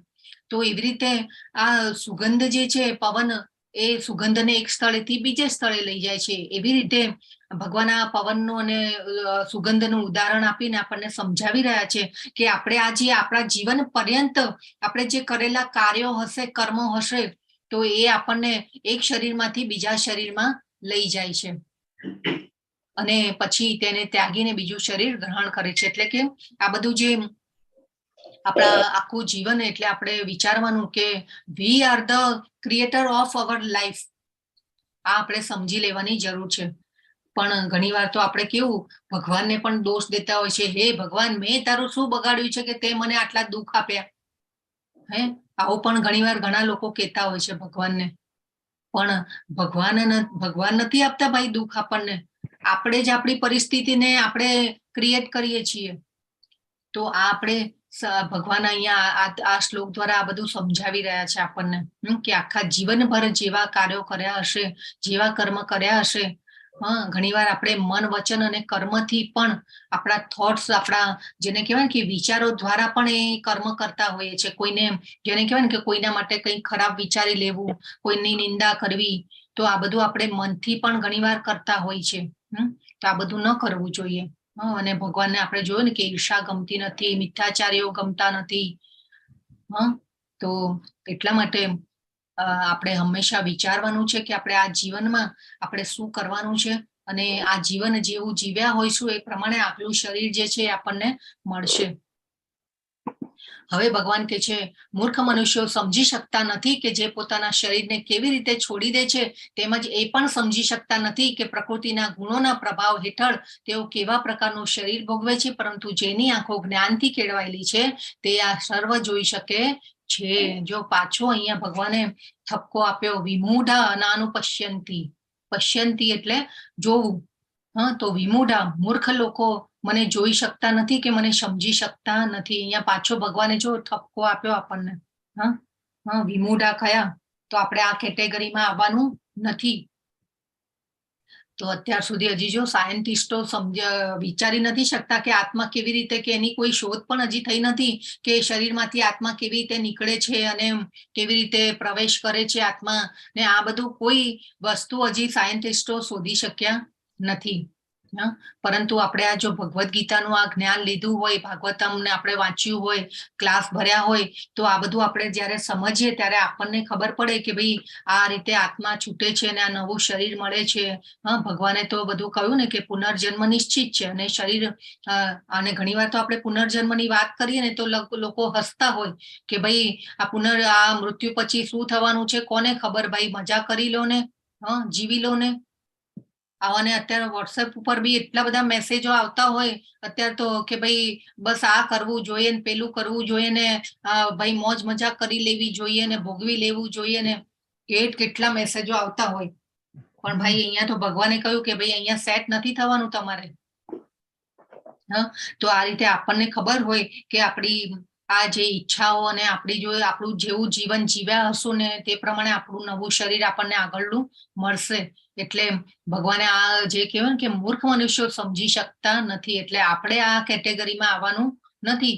તો આપણે આપણી આંખો જે છે, ભગવાન કે છે જેની આંખો જ્ઞાનથી કેળવાયેલી હોય છે તે આ સર્વ જોઈ શકે છે. પશ્યંતી જ્ઞાન ચક્ષુષ. આપણે જ્ઞાન ચક્ષુ અને ચર્મ ચક્ષુની વાત કરી હતી. ચર્મ ચક્ષુ એટલે આપણે જે આ ભૌતિક ઇન્દ્રિયોથી આપણે જે બધું જોતા હોય તો એ ચર્મ ચક્ષુ કહેવાય. પરંતુ આપણે આ જયારે આ જ્ઞાનમાં જયારે આપણે આગળ આવીએ અને આપણે સમજીએ ત્યારે આપણે આ જ્ઞાન ચક્ષુ, શાસ્ત્ર ચક્ષુ આપણા કેળવાતા હોય. તો આ રીતે ભગવાને કહી રહ્યા છે આપણને. ભગવાન કહે છે આત્મ સાક્ષાત્કારમાં સ્થિત થયેલા પ્રયત્નશીલ અધ્યાત્મવાદીઓ આ બધું સ્પષ્ટ રીતે જોઈ શકે છે, પરંતુ જેમના મન વિકસિત થયેલા નથી અને જેઓ આત્મ સાક્ષાત્કારમાં સ્થિત થયેલા નથી તેઓ પ્રયત્ન કરવા છતાં જોઈ શકતા નથી કે શું થઈ રહ્યું છે. એવું જો ભગવાન કહી રહ્યા છે. તો ભગવાન કહે છે પ્રયત્ન કરવા છતાં જોઈ શકતા નથી. તો આપણને ખબર નથી કે કેટલા જન્મ લઈને આ જન્મમાં આપણે આવ્યા છીએ. તો આ જન્મમાં પ્રોપર સોલ્યુશન શોધવું જોઈએ આપણે. તો આપણને ભાગવતમમાં અને જો જન્મ પણ કષ્ટદાયક છે અને મૃત્યુ પણ કષ્ટદાયક છે. ઘણીવાર મૃત્યુ વખતે પણ એવી પીડા થતી હોય છે કે જીવ જલ્દી એટલી બધી ભૌતિક આસક્તિમાં પરોવાયેલા હોય કે જલ્દી છૂટતો ન હોય જીવ. આપણે એવા ઘણા પણ ઉદાહરણો પણ જોયેલા છે. અને સાથે સાથે જન્મ પણ એટલું કષ્ટદાયક છે. માતાના ગર્ભમાં રહેવું, મળમૂત્રમાં, અને એમાં જેને કહેવાય ને કે આટલું શરીર, અને ભગવાન જેને કહેવાય ને કે એવો બહુ ભગવદીય જીવ હોય અને આવી ગયો હોય પાછું માતાના ગર્ભમાં, તો એને 100 જન્મો સુધીનું યાદ કરાવે ભગવાન. ત્યારે એ આત્મા હોય એ ભગવાનને કે ભાઈ નહીં, હવે તું આ જન્મમાં બહુ ભક્તિ કરીશ. પરંતુ પાછા પ્રકૃતિના સંસર્ગમાં આવી જાય, જન્મ થયો અને ભગવાને તો ભૂલવાની શક્તિ આપી છે. આજે આપણે આગળ કહેશે ભગવાન, એટલે આ બધું ભૂલી જઈએ છીએ કે અંદર આપણને કેટલું કષ્ટ થતું હોય છે. જન્મ થવામાં પણ એટલું જ કષ્ટ છે. માતાના ગર્ભમાં રહેવું, એટલું બંધિયાર વાતાવરણમાં આપણે ખાલી આંખે પાટા બાંધી, અને તમને કોઈ અંધારું હોય ને તોય ઘણા માણસોને તો અંધારાનો પણ ડર લાગતો હોય છે. તો એ રીતે આપણે જેને કહેવાય ને કે એવી પરિસ્થિતિમાં રહેવું એટલે જન્મ પણ કષ્ટદાયક છે ને મૃત્યુ પણ કષ્ટદાયક છે. હવે ભગવાન કહે છે, હું દરેક ગ્રહમાં પ્રવેશ કરું છું અને મારી શક્તિ દ્વારા તેઓ ભ્રમણ કક્ષામાં રહે છે. હરે કૃષ્ણ. શોભના માતાજી, તમારું માઇક મ્યુટ કરજો. તો ભગવાન કહે છે કે હું દરેક ગ્રહમાં પ્રવેશ કરું છું. ગામા વિશ્ય ચ ભૂતાની ધારયામ્યહમૂજસા, અને મારી શક્તિ દ્વારા તેઓ ભ્રમણ કક્ષામાં રહે છે.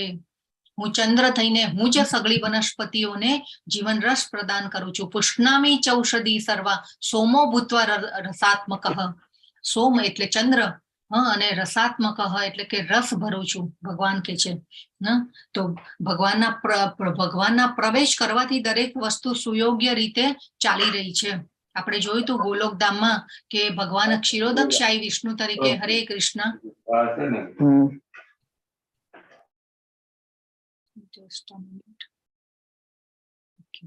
તો ભગવાન અહીંયા આપણે ગોલોકધામમાં જોયું હતું કે ક્ષીરોદક્ષાઈ વિષ્ણુ તરીકે ભગવાન, જેને કહેવાય ને કે ગર્ભોદક્ષાઈ વિષ્ણુ તરીકે ભગવાન બ્રહ્માંડોમાં પ્રવેશ કરે છે.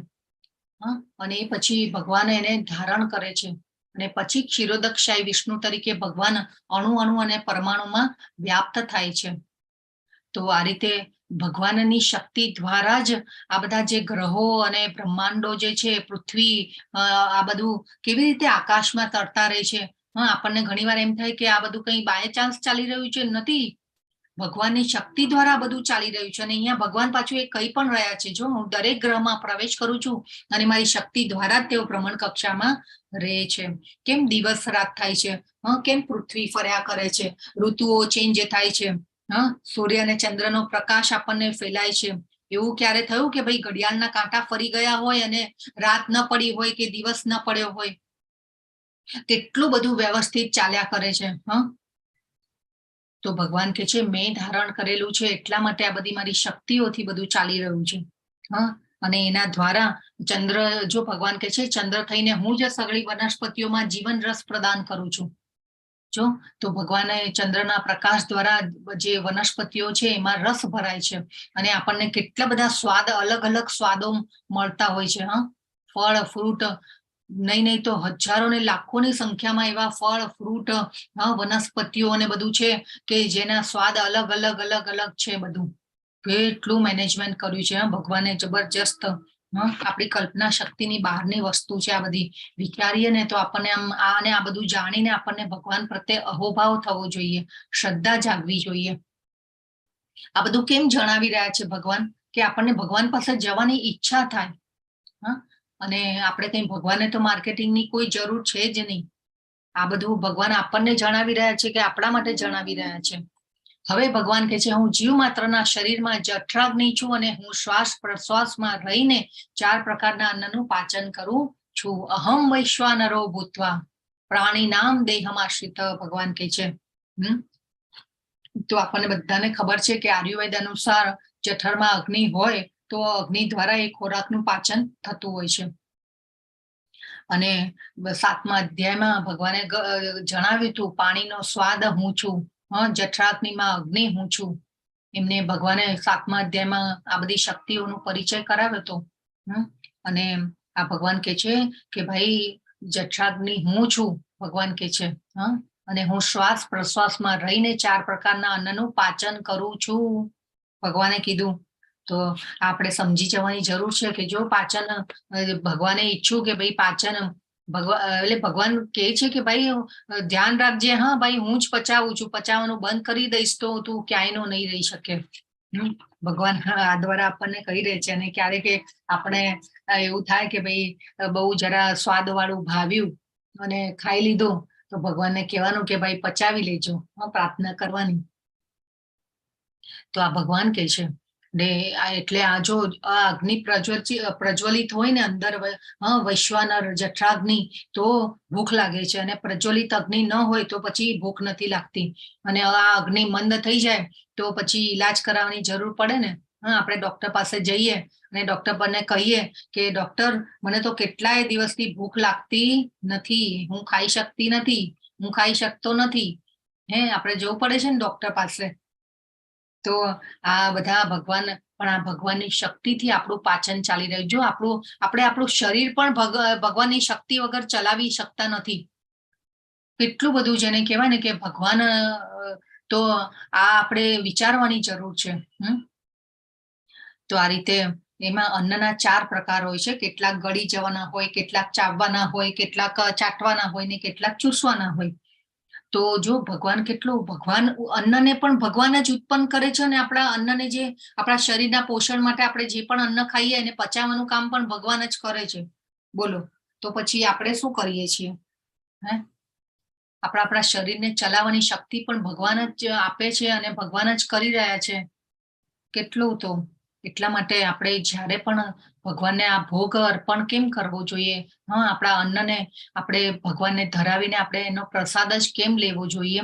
તો આ કારણે આપણે આ ભગવાનને હંમેશા જેને કહેવાય ને કૃતજ્ઞતા, નમ્રતા, કૃતજ્ઞતા દાખવવી જોઈએ. કે જ્યારે પણ ખાઈએ ત્યારે ભગવાનને ધરાવીને ખાવાનું, ભગવાનને યાદ કરીને ખાવાનું. એમની શક્તિ દ્વારા આપણે પચાવી શકીએ છીએ, આ બધું યાદ રાખવાનું. તો હંમેશા જો સૌથી પાવરફુલ ઇન્દ્રિય જે છે ને એ જીભ છે. જીભને જો કંટ્રોલમાં આપણે રાખી લીધી તો પછી બાકી બધી ઇન્દ્રિય જે છે ને એ કંટ્રોલમાં રહી શકશે. તો આપણને તો અંદર ગયા પછી ખબર પણ નથી હોતી કે ભગવાન કઈ રીતે પચાવે છે અને શું થાય છે અંદર બધી ક્રિયાઓ. તો આ રીતે આપણે ભગવાન પ્રત્યે આપણી જેને કહેવાય ને કે કૃતજ્ઞતા દાખવવી જોઈએ. હવે ભગવાન કહે છે હું દરેક જીવના હૃદયમાં રહેલો છું અને મારાથી જ સ્મૃતિ, જ્ઞાન તથા વિસ્મૃતિ આવે છે. સર્વસ્ય ચાહમ હૃદય સન્નિવિષ્ટો. હું દરેક જીવના હૃદયમાં રહેલો છું. આપણે જોયું હતું ને, ભગવાનની અનુભૂતિના 3 તબક્કા હતા. એમાં આપણે જોયું હતું પરમાત્મા ક્યાં રહે છે? હૃદયમાં રહે છે. તો આ રીતે અહીંયા ભગવાને પાછું એ આપણને અહીંયા યાદ કરાવી દીધું કે હું દરેક જીવના હૃદયમાં રહેલો છું અને મત્તઃ સ્મૃતિર જ્ઞાનમ અપોહનમ ચ. તો મારાથી જ સ્મૃતિ, જ્ઞાન અને અપોહનમ. અપોહનમ એટલે કે વિસ્મૃતિ. સ્મૃતિ એટલે યાદ શક્તિ, જ્ઞાન, અને તથા વિસ્મૃતિ એટલે ભૂલવાની શક્તિ. તો ભગવાન કે છે ભૂલવાની શક્તિ, યાદ શક્તિ એ પણ હું જ આપું છું. ભગવાન કે છે સર્વસ્ય ચાહમ. તો આપણે આ દરેક જીવના હૃદયમાં રહીને ભગવાન શું કરે છે? તો ભગવાન આ સ્મૃતિ, જ્ઞાન અને વિસ્મૃતિ આપે છે. આપણને એમ થાય કે ભાઈ મારી મેમરી બહુ શાર્પ છે અને આપણને આપણી મેમરી ઉપર બહુ જેને કહેવાય ને કે અભિમાન હોય, પ્રાઉડ હોય, પણ કોણ આપે છે? ભગવાન આપે છે. અને શક્તિ પણ ભગવાન આપે છે, કામ કરવાની શક્તિ પણ ભગવાન આપે છે. અને ઘણા લોકોને એકવાર જેને કહેવાય ને કે બધા ઘણા વિદ્યાર્થીઓ હોય, ભણતા હોય, તો એ લોકોને પણ એમ થાય કે ના હું બહુ યાદ રાખી શકું છું. ઘણીવાર ઘણા લોકો કે ભાઈ મારી રોડ સેન્સ બહુ સારી છે કે ભાઈ હું એક જગ્યાએ આ જગ્યાએ જઉં ને તો પછી મને હું બીજી વાર જઉં ત્યારે મને એ યાદ ન કરાવવું પડે, હું તરત પહોંચી જઈ શકું. ભાઈ બહુ ખોળવું ન પડે મારે. અને ઘણા વિદ્યાર્થીઓ પણ એવા હોય કે આમ વાંચે ને યાદ રહી જાય. પણ આપણે ઘણીવાર એવી મેમરીને ફોટોજેનિક મેમરી પણ કહેતા હોઈએ. એટલે બહુ અભિમાન નહીં કરવાનું આપણી હોશિયારી ઉપર કે બધું પણ અહીંયા ભગવાને કહ્યું ને કે બધું ભગવાન આપે છે. તો આ રીતે અને જ્યારે જો ભગવાન ઈચ્છે ને તો ઓન ધ સ્પોટ લઈ પણ લે. એટલા માટે આપણે આ બધું ભગવાન વિશે સમજવાનું છે, ભગવાન શું કહી રહ્યા છે. જ્ઞાન તો આપણને લાગે કે ભાઈ જ્ઞાન, વ્યક્તિ કેટલા બધા જ્ઞાની છે, એવા આધ્યાત્મિક લોકો હોય, આપણે ઘણીવાર મળીએ એવા લોકોને, તો એમની પાસે એટલું બધું જ્ઞાન હોય અને આપણને એવા લોકોનો આપણને સંગ કરવાનું પણ આપણને ગમતું હોય છે. તો જ્ઞાન કોણ આપે છે? ભગવાન કે છે હું જ આપું છું. તો બ્રહ્માજીને જયારે ભગવાને સૃષ્ટિનું સર્જનનું કાર્ય સોંપ્યું ત્યારે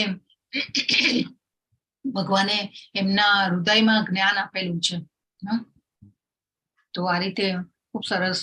જો કે બ્રહ્માજીએ પણ એટલું તપ અને તપશ્ચર્યા કરી, એ પછી ભગવાને એમના હૃદયમાં જ્ઞાન આપ્યું છે. અને પછી બ્રહ્માજીએ ભગવાને આપ્યું એ પછી તપશ્ચર્યા, પહેલા તો બ્રહ્માજીએ તપશ્ચર્યા કરી અનેક વર્ષો સુધી, અને પછી તપશ્ચર્યા પછી ભગવાને એમના હૃદયમાં જ્ઞાન આપ્યું. અને એ હૃદયમાં જ્ઞાન આપી અને પછી બ્રહ્માજીને કહ્યું કે તમે હવે સૃષ્ટિનું સર્જન કરો. અને પછી બ્રહ્માજીએ એ જ્ઞાન દ્વારા સૃષ્ટિનું સર્જન કરેલું છે. બ્રહ્માજી પણ ભગવાનના ખૂબ મોટા ભક્ત છે, એટલે એમને હાયર રિસ્પોન્સિબિલિટી આપેલી છે ભગવાને. તો અને એક બીજું છે કે આપણા પ્રભુપાદ છે, શ્રીલા પ્રભુપાદ, એમના ગુરુ જે છે ભક્તિ સિદ્ધાંત સરસ્વતી મહારાજ, અને ભક્તિ સિદ્ધાંત સરસ્વતીજી એમના ગુરુ ગોર કિશોરદાસ બાબા. તો એ ગોર કિશોરદાસ બાબા ક્યારે પણ, જેને કહેવાય ને કે ભણવા માટે નહીં ગયેલા એમના કાળમાં, અને ક્યારે પણ એમને એ જેને કહેવાય ને કે ગુરુકુળમાં જ્ઞાન નહીં લીધેલું, કે એમને તો લખતા વાંચતા પણ નહીં આવડતું. પરંતુ જેને કહેવાય ને કે એટલું બધું ભગવાનનું નામ લે, ભગવાનની ભક્તિ કરે, તો અને પણ એટલા બધા જ્ઞાની, જબરજસ્ત જ્ઞાની હતા એ. પણ એ બધું જ્ઞાન તો આપ્યું કોને? આવ્યું ક્યાંથી? ક્યારે પણ ગયા નહીં કોઈ જગ્યાએ જ્ઞાન લેવા માટે કે ભણવા માટે, ક્યાંય ગયેલા નહીં. પરંતુ એ જ્ઞાન સ્વતઃ હૃદયમાંથી પ્રગટે છે. બીજું છે અપોહનમ. અપોહનમ એટલે કે વિસ્મૃતિ. વિસ્મૃતિ તો ભૂલવાની શક્તિ. આપણને એમ થાય કે ભાઈ પાછલા જન્મ બધા યાદ આવે તો સારું, કે ભાઈ કોને કોનું લેણું બાકી હોય તો પતાવીને ભગવાન પાસે જતા રહીએ. આવો ભગવદ ગીતાનું જ્ઞાન લઈને આવો વિચાર આવવો જોઈએ ને, કે થવું જોઈએ કે ભાઈ ભગવાન આપી દે આ પુનર્જન્મનું, કે આપણે કોઈના લેણા દેણી બાકી હોય તો પતાવીને જતા રહીએ ભગવાન પાસે. પરંતુ ભગવાને તો ભૂલવાની શક્તિ આપી છે. જો ભૂલવાની શક્તિ ન આપી હોત તો હાલત કેવી હોત? મારું કે મરું એવો માહોલ હતો. તો પરંતુ ભગવાને ભૂલવાની શક્તિ આપે છે. આપણું કોઈ જો પ્રિયતમનું કે આપણા કોઈ સ્વજનનું મૃત્યુ થાય તો થોડાક સમયમાં આપણે ધીરે ધીરે ભૂલતા જઈએ છીએ. આપણે કહીએ છીએ ને, આપણા વડવાઓ કહેતા ને, દુઃખનું અસર દાડા. આ બધી કહેવતો જો ક્યાંથી આવેલી હશે? આ ભગવદ ગીતામાંથી જ આવી હશે. દુઃખનો અસર દાડા. ધીરે ધીરે પછી રૂટીનમાં આવતા જાય એ વ્યક્તિ. જેના સ્વજનનું મૃત્યુ થઈ ગયું હોય, પ્રિયજનનું મૃત્યુ થઈ ગયું હોય, તો એ ધીરે ધીરે કરી અને પછી ભૂલતા જતા હોય. ભૂલવાની શક્તિ ભગવાન આપે છે, અને એ ભૂલતા જાય ને ધીરે ધીરે પછી રૂટીનમાં આવતા જાય. તો ભગવાને અપોહનમ આપેલું છે, એટલા માટે આ બધું થઈ રહ્યું છે. નહીં તો પછી જો બહુ યાદ રહે તો ઘણીવાર આપણે બહુ, જેને કહેવાય ને કે નિરાશામાં ધકેલાઈ જઈએ. અને પછી ભગવાન કે છે વેદૈશ્ચ સર્વે રહમેવ વેદ્યો વેદાંત કૃત્વે દવિદેવ ચાહમ. ભગવાન કે છે સર્વ વેદો દ્વારા જાણવા યોગ્ય હું જ છું. નિસંદેહ હું જ વેદાંતનો સંકલન કરતા છું, અને સર્વ વેદોનો જ્ઞાતા પણ હું જ છું. નિસંદેહ ભગવાને કીધું. તો ભગવાને કે છે જો ભગવાનને જાણીશું, જો વેદાંતનો સંકલન કરતા પણ હું જ છું. તો આ વેદવ્યાસજીએ, ભગવાને તો ભગવદ ગીતા અર્જુનજીને કહી દીધી. 45 મિનિટમાં અર્જુનજી સમજી પણ ગયા. પરંતુ આપણી પાસે કેવી રીતે આવ્યું આ બધું જ્ઞાન? તો વેદવ્યાસજીએ આ બધું જ્ઞાન જે છે એ લિપિબદ્ધ કર્યું છે. ભગવદ ગીતા જે છે એ મહાભારતનો મધ્ય ભાગ છે. તો આ 108 ઉપનિષદો, પછી 18 પુરાણો, આ ભગવદ ગીતા, મહાભારતના ગ્રંથ ને બધું જે છે એ બધું વેદવ્યાસજીએ લિપિબદ્ધ કર્યું છે. અને વેદવ્યાસજી ભગવાનનો શક્ત્યાવેશ અવતાર છે. ભગવાન પાસેથી એમને એવી શક્તિ મળેલી છે, અને એમને આ બધી રચના કરેલી છે. એટલે ભગવાન ના જ અવતાર છે વેદવ્યાસજી.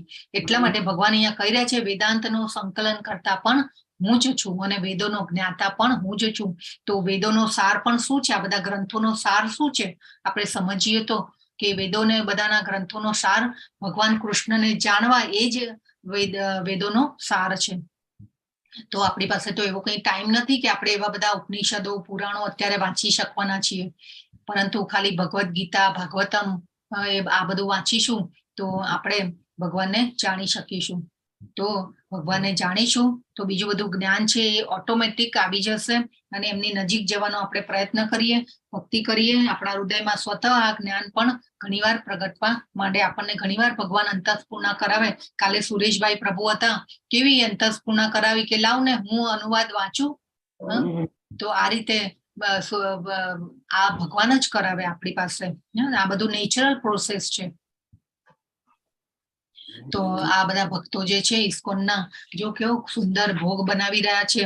તો વેદોમાં પણ આ યજ્ઞનું મહત્વ ભગવાને શાસ્ત્રોમાં આપેલું છે. અને ભગવાને કીધું ને કે વેદોનું સંકલન કરતા હું જ છું. તો આ બધું જ્ઞાન આપેલું છે શાસ્ત્રોમાં, અને એ રીતે આપણે આ જે ભગવાને બનાવેલા નિયમો જે છે, ધર્મના સિદ્ધાંતો છે, એને આપણે ફોલો કરવા જોઈએ, અને મહામંત્રના જાપ કરવા જોઈએ, ભગવાનને ભોગ ધરાવવો જોઈએ, અને ભોગ ધરાવી અને જે પ્રસાદ થાય એને આપણે ગ્રહણ કરવો જોઈએ, મંત્ર જાપ કરવા જોઈએ. મંગલા આરતીમાં જો બને તો ઉઠવું જોઈએ. મંગલા આરતી તો હંમેશા મંગલા આરતી કરવાથી આપણું મંગલ થાય છે. તો આ બધું આપણે કરવું જોઈએ, અને આ બધું ભગવાને કહેલું છે. અને યજ્ઞ કરવાથી જ આપણે સુખી થઈશું. આપણે પહેલા આગલા અધ્યાયમાં ત્યાગ ચક્ર જોયું કે યજ્ઞ કરવાથી વરસાદ આવે છે, વરસાદ આવવાથી અન્ન પાકે છે, અન્ન પાકવાથી આપણા શરીરને પોષણ મળે છે. અને જો આપણે ભગવાનને અન્ન ધરાવીને ન કરીએ તો પછી એ ત્યાંથી એ જે ચક્ર જે છે એ અધૂરું રહે છે. એટલે હંમેશા આપણે ભગવાનને ભોગ લગાવી અને પછી એ પ્રસાદ નું ગ્રહણ કરવું જોઈએ. તો આ રીતે ભગવાને કીધું ને કે બધા જ જીવો મારા સનાતન અંશો છે, અને વેદોમાં બધું જ્ઞાન આપેલું છે, અને આપણે ફોલો કરવો જોઈએ. અને આપણે કૃષ્ણ ઉપરથી ધ્યાન આપણે ચૂક કરવાનું નથી. જેવી રીતે અર્જુનજી ફોકસ્ડ રહ્યા એમના ભગવાન પ્રત્યે, અને પછી ભગવાન માટે થઈને યુદ્ધ પણ કર્યું. તો આ રીતે આપણે પણ સંસાર રૂપી યુદ્ધમાં આપણે પણ ભગવાનને સેન્ટરમાં રાખી અને પછી આપણે જીતવાનું છે. તો આ રીતે ભગવાન કે છે, જે કોઈ મનુષ્ય સંશય રહિત થઈને મને પૂર્ણ પુરુષોત્તમ પરમેશ્વર તરીકે જાણે છે તે બધું જાણનારો છે. માટે હે ભરત પુત્ર, તે મનુષ્ય મારી પૂર્ણ ભક્તિમાં પરોવાઈ જાય છે. ભગવાને કહ્યું કે મારી પૂર્ણ ભક્તિમાં પરોવાઈ જાય છે. યો મામેવમ સમ્મૂઢો જાનાતિ પુરુષોત્તમ. સંશય રહિત થઈને અસમ્મૂઢ, તો અસમ્મૂઢ એટલે સંશય રહિત થઈને. તો આપણે આ બધી શંકાઓ ન કરવી જોઈએ. જે કોઈ મનુષ્ય સંશય રહિત થઈને મને પૂર્ણ પુરુષોત્તમ પરમેશ્વર તરીકે જાણે છે તે બધું જાણનારો છે. માટે હે ભરત પુત્ર, તે મનુષ્ય મારી પૂર્ણ ભક્તિમાં પરોવાઈ જાય છે. તો મને સંશય રહિત થઈને જે જાણે છે એ મારી પૂર્ણ ભક્તિમાં પરોવાઈ જાય છે. એટલે આપણે હંમેશા ભગવાનના શબ્દો ઉપર શંકા ન કરવી જોઈએ, અને આપણે ભગવાનની ભક્તિ એવી રીતે કરવી જોઈએ, અને ભગવાનમાં શ્રદ્ધા અને વિશ્વાસ રાખી અને આપણે આ ભક્તિ કરવી જોઈએ. ભગવાન કે છે તો ભગવાનને યાદ કરી, ભગવાનના 6 ઐશ્વર્યોને યાદ કરવાના, કે આપણે તો અને પ્રાઉડ લેવાનું કે આપણે આવા પિતાના સંતાનો છીએ. તો એમની ભગવાનની લાક્ષણિકતાઓને યાદ રાખી અને ભગવાનની સેવા કરવી જોઈએ. અને આ શ્લોકમાં જે શબ્દ છે જાનાતિ પુરુષોત્તમ, એ પણ મહત્વનો છે. અસમ્મૂઢ એટલે કે સંશય રહિત થઈને, એ બહુ મહત્વનો છે. તો આપણે આપણા ઘરમાં પણ ભગવાનને રાજાની જેમ રાખવાના.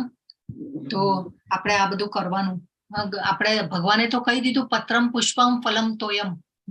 આ 4 વસ્તુ આપશો તોય હું તો એનો સ્વીકાર કરીશ અને ખુશ રહીશ. પણ આપણને ભગવાને આપણે જેટલું પણ આપણને શક્તિ, સામર્થ્ય, ધન, સંપત્તિ આપણને આપી હોય તો આપણે જરૂર ભગવાનને એવી રીતે રાખવા જોઈએ ઘરમાં પણ આપણા, કે ભગવાનને આપણે ભગવાનની પ્રસન્નતા અર્થે આપણે કાર્ય કરવા જોઈએ અને ભગવાનને સમર્પિત કરવું જોઈએ. તો આ રીતે આપણે ખૂબ સરસ આપણા ભગવાનને પણ આપણે રોજ સેવા, પૂજા, અર્ચના કરીએ, ભગવાનને શ્રૃંગાર કરીએ, ભગવાનને ફૂલો ચડાવીએ, ભગવાનને અત્તરની સેવા, તે બધું કેટલું ભગવાન માટે આપણે, અને મેક્સિમમ ટાઈમ ભગવાનમાં આપણે આપવો જોઈએ.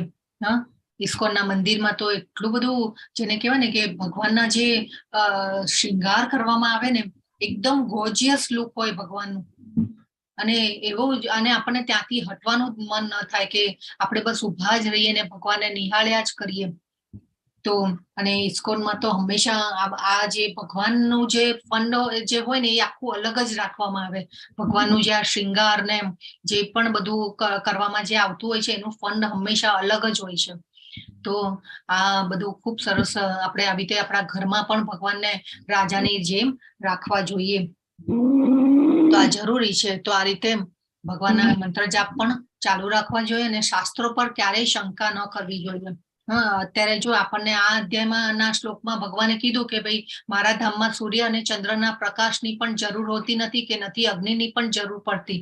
હવે એના ઉપર આપણે શંકા કરીએ તો આપણને એમ થાય કે ભાઈ આવું તો થોડી હોય, સૂર્ય અને ચંદ્રનો પ્રકાશ વગર તો કેવી રીતે પ્રકાશ આવી શકે. જો એવી શંકા કરીએ તો એવી શંકા ન કરવી જોઈએ.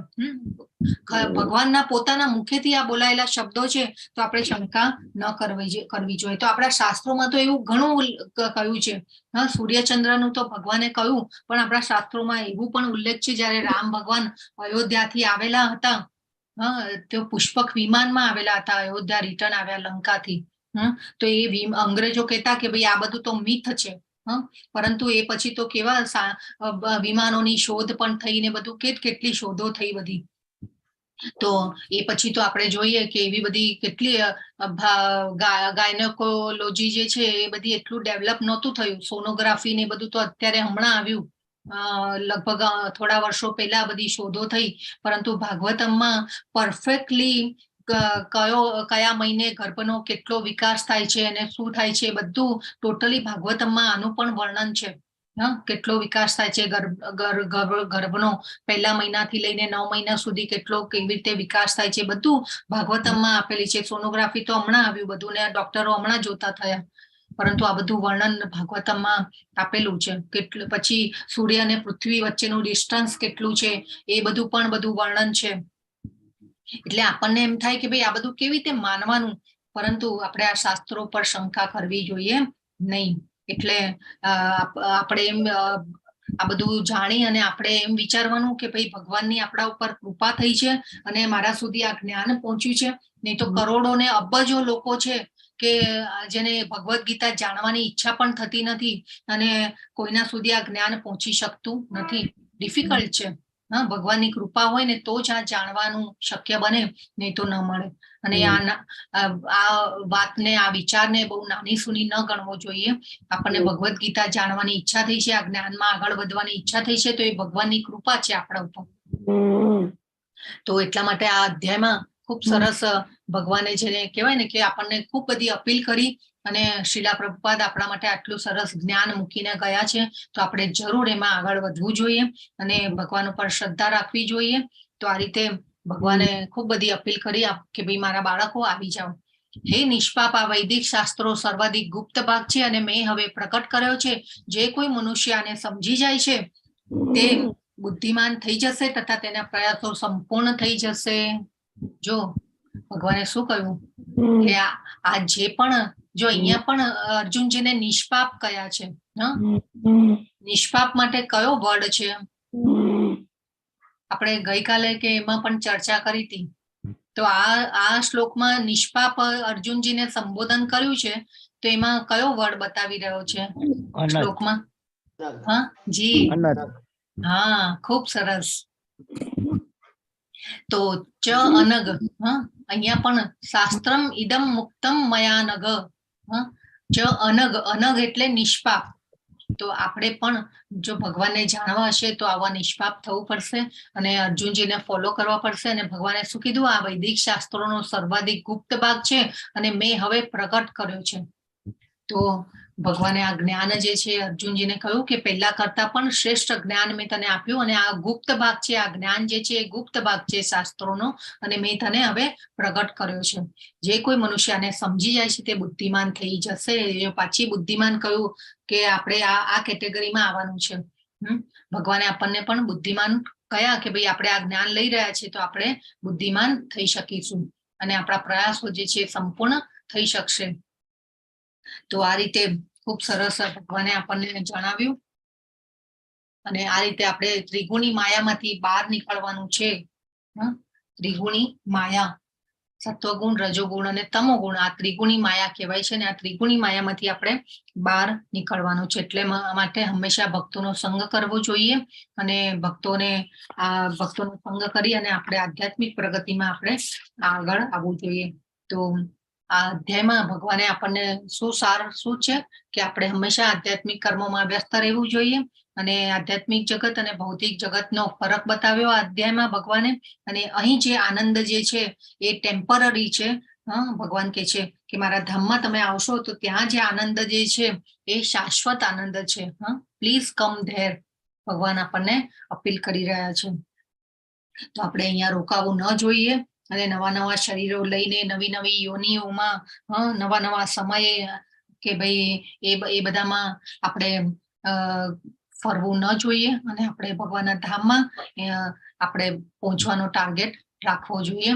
તો આ સાથે અહીંયા અધ્યાય જે છે એ પૂર્ણ થાય છે. વંચા કલ્પતરુભ્યશ્ચ કૃપા સિંધુભ્ય એવ ચ પતિતાનાં પાવનેભ્યો વૈષ્ણવેભ્યો નમો નમઃ. અનંત કોટી વૈષ્ણવ વૃંદ કી જય. ભગવદ ગીતા કી જય. સદગુરુદેવ કી જય. શ્રીલા પ્રભુપાદ કી જય.